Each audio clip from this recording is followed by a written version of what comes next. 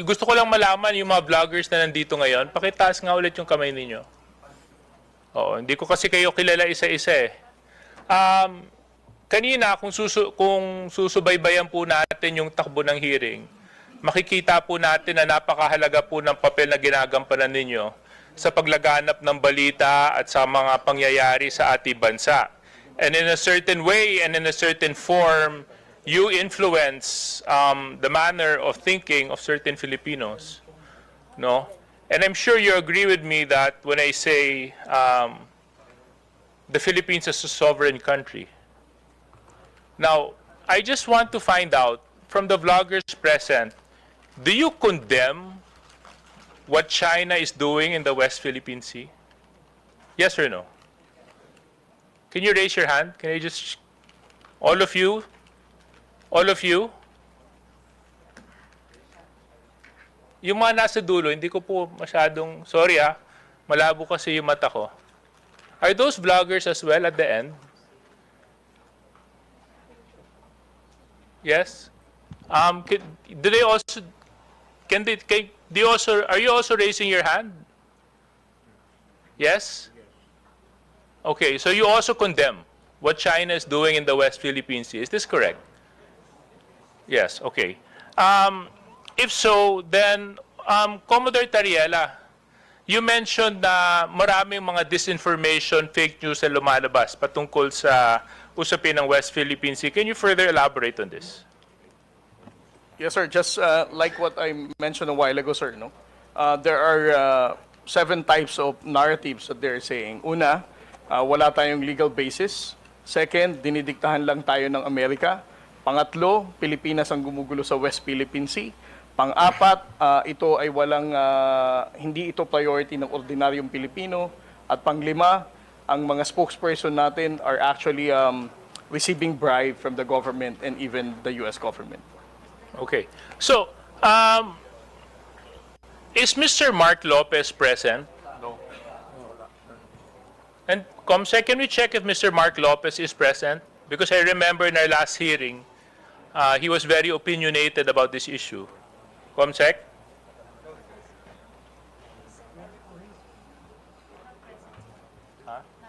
Not present. Okay. Not present. So, since he's not present, siguro I'll just reserve my questions for him when he decides to present himself. For the vloggers na nandito, dahil kayo naman, inamin nyo rin na kinukondenan nyo yung ginagawa ng China sa West Philippine Sea. Siguro ipapakiusap ko na lang sa inyo sa pamamagitan ng boses ninyo at sa pamamagitan ng kakayahan ninyo, baka pwede nyo lang suportahan ang Pilipinas. Pwede nyo suportahan ang ating pamahalaan. Pwede nyo ipakita sa pamamagitan ninyo na maski ano man ang hindi natin pinagkakasunduan, Pilipino at dugong Pilipino pa rin ang nangangalaytay sa ating lahat.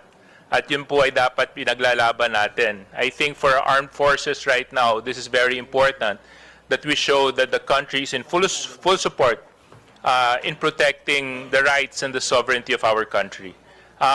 That's all, Mr. Chairman. That's the only questions I have for Commodore Tariela. And baka pwede pong humabol ng isang pakiusap.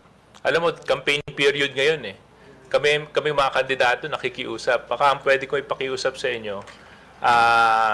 Sana maging boses din po kayo sa Twitter, sa Facebook, sa TikTok o anumang medium ang ginagamit ninyo na let's support the Philippines and let's support our claim to the West Philippine Sea. Maraming salamat. Mr. Chair, Yes, Honorable Abante. gusto ko lang pong sabihin kay Commodore Tayel sa kayong NBI, no? Because you mentioned na these are dummy accounts, di ba? Dummy accounts po ito. And you also mentioned that it's possible that they are being used by the Chinese, no? To speak against the West Philippine Sea. So, Mr. Chair, gusto ko lang pong i-manifest dito, kung dami accounts yan, walang pinagkaiba yan nung panahon ng hapon. Oo, yung makapili na mayroong bayong, mayroong bayong hindi nagpapakilala. Oo, walang pinagkaiba yan sa mga makapili. Kaya yung mga vloggers natin dito, na mga makapili, palagay ko, merong kalalagyan din yan. Siguro, no? NBI. Meron din, no? Ha? So, it means that you could be able to really identify those makapili today. No, NBI. Kaya, no? Mr. Chair, if I may. Yes. Yes, Your Honor. As long as makumpleto po natin yung mga verification. But still, we depend on the information na kayang ibigay sa atin ni Meta as well as yung kayang ibigay ng mga telco sa atin na information. Kasi ang point po natin dito for purposes of identifying attribution is that we could determine kung sino yung gumawa ng account. Yun po ang ating basis po.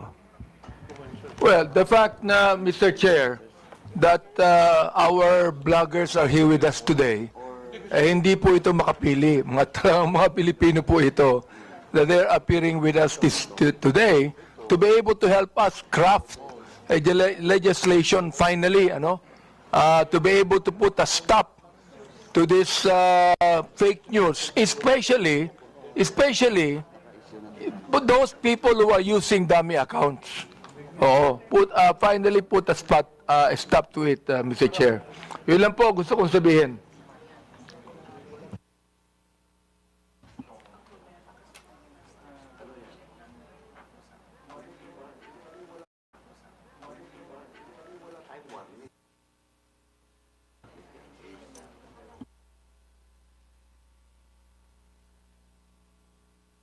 Tutuloy ko na.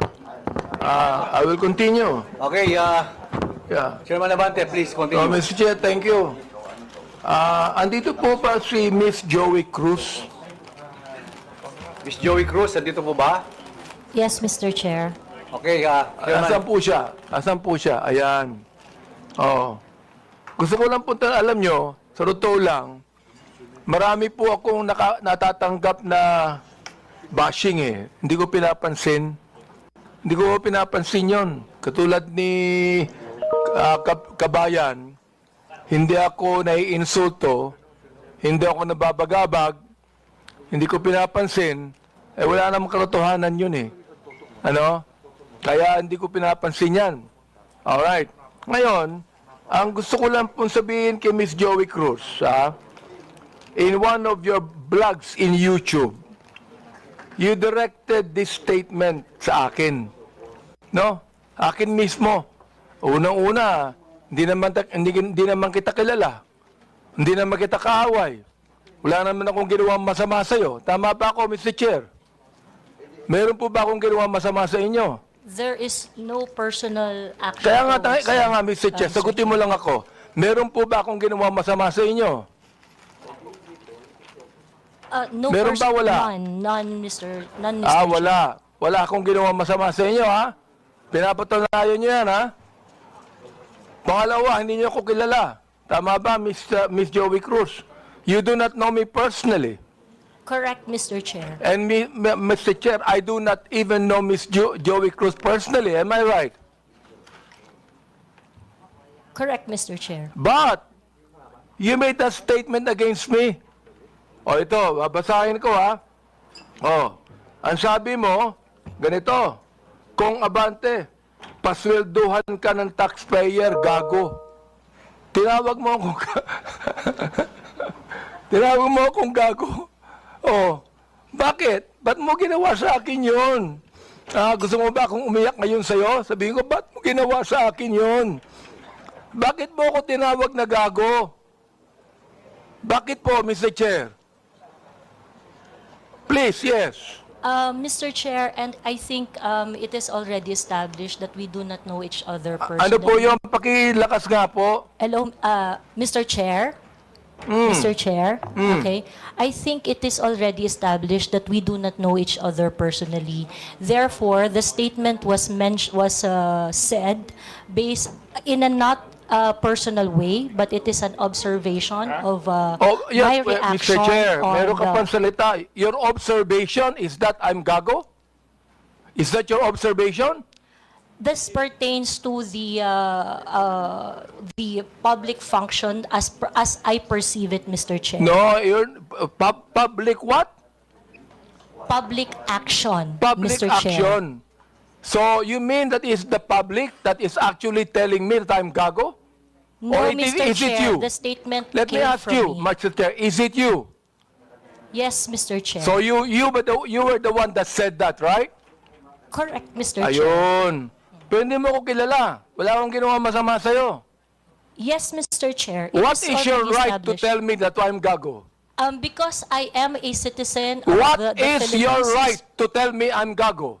That is part of my freedom of speech, Mr. Oh, Chair. is that right? Yes, Mr. Chair. So your freedom of speech is to tell a person that he is gago? Freedom of speech ba yan? My freedom of speech, part of my freedom Bay, ang of galing speech is mo. to react Ang on the galing mo. action of Ito a pa, public official. sinabi mo ha, in another post, ito sinabi mo.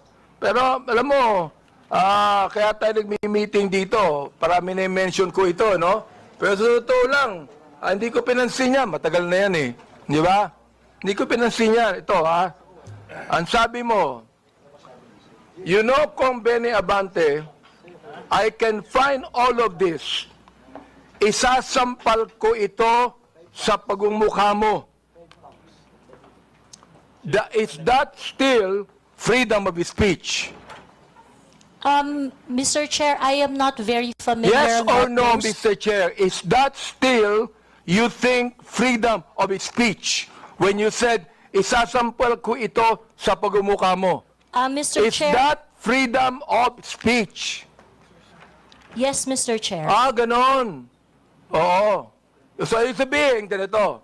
If I tell you right now, sasampaling kita, freedom of speech yan. That's part of your freedom, Mr. Chair. Pag sinampal kita, hindi na freedom of speech yan. Of course, sir, it's overt Ay, hindi action na. already.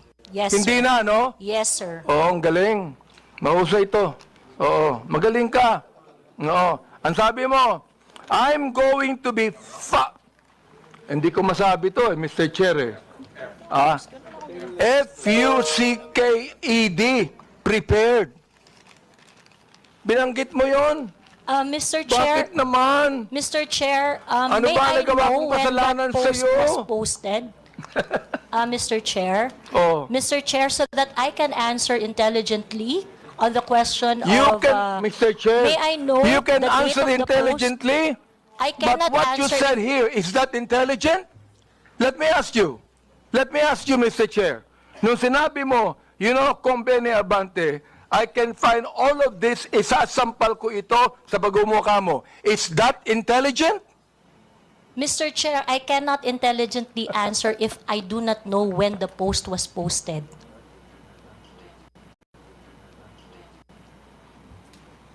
You don't know, Mr. Yes, Chair? Mr. Chair, I think in a day I post maybe 50, Well, you know, 50 posts in a day. I would like to understand, It Mr. means, Chair. Mr. Chair, that you can post something today and you forget that tomorrow. Am I right? That is correct, Mr. Chair. That's very likely. So, pakiklaro nga, Mr. Chair. Ano yung isasampal mo sa pagmumukha ko? That is why, Mr. Chair, for me to intelligently answer your question, I need to know when it was posted. Well, we are going to get the date when this was said. Thank you, So, Mr. you would Chair. be able to know. Thank you. Kaya, pinapa-confirm ko lang yung statement na yan eh. Oh, this ibig sabihin, do you believe, hindi ko na sabihin ang freedom of speech. Do you believe that this falls under protected speech? I'm so sorry, Mr. Chair. May you please repeat Do the you question? believe that this falls under protected speech? Mr. Chair, like I said earlier, I would like to know first the context of the post. But rest assured, Mr. Chair, that when I post in my platform, I make sure that it is a reaction on the news or public action. As a political observer, I always As practice. Miss Cruz, is this a political statement? You were saying a political observer. Is this a political statement? Do you believe that using profanities, insults, and malicious accusations online represent fair and respectful, intelligent discourse? Except as part of your statement, Mr. Chair, the malicious imputation you said, except that, the rest that you said, yes, it is part of the healthy public discourse. It is part of what, Mr. Chair? Healthy public discourse. O therefore, pag binanggit natin using profanities, insults, and malicious accusations, that is, anong tawag mo doon? Part health- of the healthy discourse, Mr. Chair. Healthy discourse. Healthy discourse ba yon? Yung Yes, Mr. profanities, Chair. Yes, Mr. insults, and malicious statements, healthy discourse sa'yo yun. Chair. Yes, Mr. And that's Chair. the reason why, Mr. Chair, that we should now actually craft a legislation to put a stop to Ms. Joey Cruz, who seemed to be intelligent, and a woman using profanities, malicious insults, saying it is healthy. Yes, Mr. Chair, I stand by my statement. Everything you said, except the malicious imputation, which I do not do, is part of a healthy public discourse. It is part of my freedom of speech. In fact, it is recognized under the Universal Declaration of Human Rights Act that I It is should be able recognized to where? express my opinion without Ms. interference. Joey Cruz, I am the chairman of the Committee on Human Rights, and this is not recognized. Profanities, insults, and malicious words are violation of human rights. You violated my human rights. Mr. Chairman, Mr. Chairman, Corrupt. Mr. Chairman, may I inquire, sino po yung sa tabi ni no resource person? Please identify yourself. Are you the lawyer of Yes, Your Ms. Honor. Cruz? I'm Attorney Mark Anthony Manuel. I'm the counsel for Ms. Cruz, Your Honor. Have you entered your appearance here? Yes, Your Honor, please. So Mr. please Chair. be reminded that you can only give legal advice to your client and you ask the chairman. Yes, Your Honor. Please sit not in the resource person at the back. You are not allowed to sit. At the back, you sit at the back. Yes, Mr. Lawyers are not allowed to sit beside the resource persons. And please be advised that as permission by the chairman. Yes, yes. Also sit Mr. at the back.